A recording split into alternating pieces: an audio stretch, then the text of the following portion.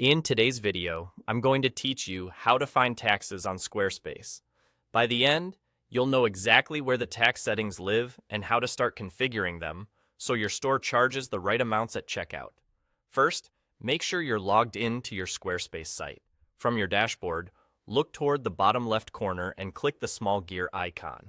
This opens your site's main settings panel, which is where Squarespace keeps all the foundational controls for your store.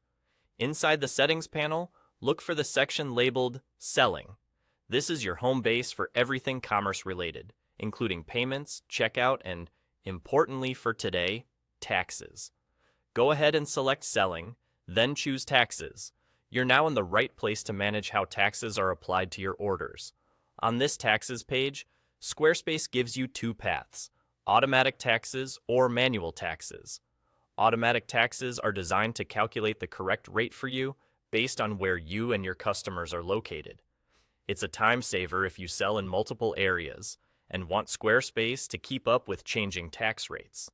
Manual taxes, on the other hand, let you specify your own rates and rules.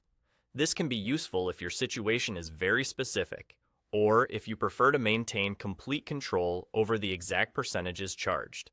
Choose the option that best fits your needs and continue.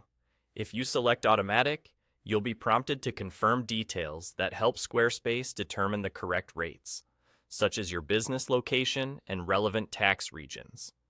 If you select Manual, you'll be guided to enter the rates you want to charge for the areas where you collect tax. Either way, you'll be asked to provide your business and tax information so your store can display and apply taxes properly at checkout. As you enter your information, take your time and make sure it's accurate. Use your official business name, the correct business address, and any applicable tax identification details that apply to your situation.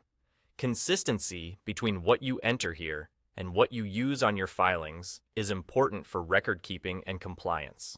If your store ships physical goods, remember that your primary shipping location can influence how taxes are calculated, so ensure that's correct in your store settings as well.